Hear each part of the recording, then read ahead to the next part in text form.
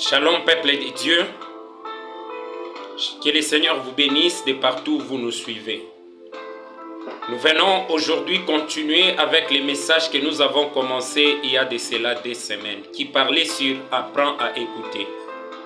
Aujourd'hui, je viens avec un ajout qui parle sur nos frères et sœurs qui continuent avec la vie des mensonges.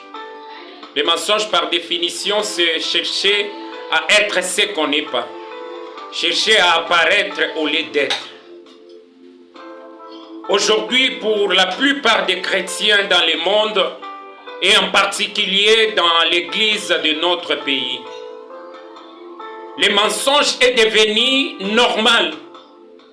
Personne ne s'inquiète de pourquoi et comment on doit chercher à enlever cette chose qui n'est pas digne de Dieu dans l'église.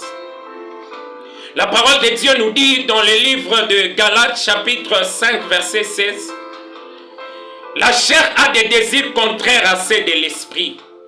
Elles sont opposées entre eux pourvu que la personne soit toujours dans un temps d'épreuve, bien-aimé dans le Seigneur. Pourquoi nous cherchons à être ce qu'on n'est pas?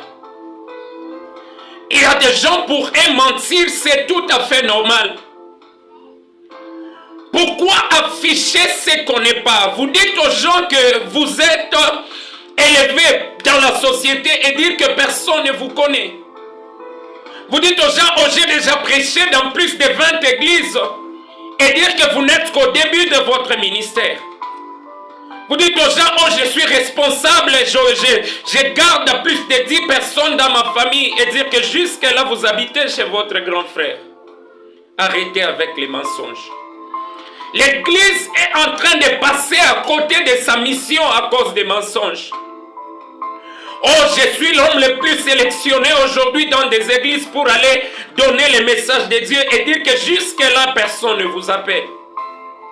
Oh, je travaille dans une entreprise, j'ai un salaire élevé et dire que vous êtes parmi les personnes qui font le tout travaux dans ces entreprises. Arrêtez avec ça.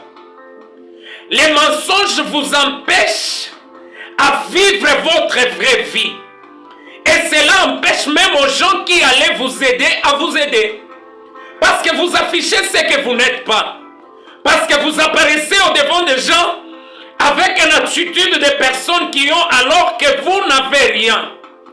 J'ai prié pour que partout où tu me suis, quand tu vas écouter ces messages, que l'Esprit de Dieu te délivre des mensonges au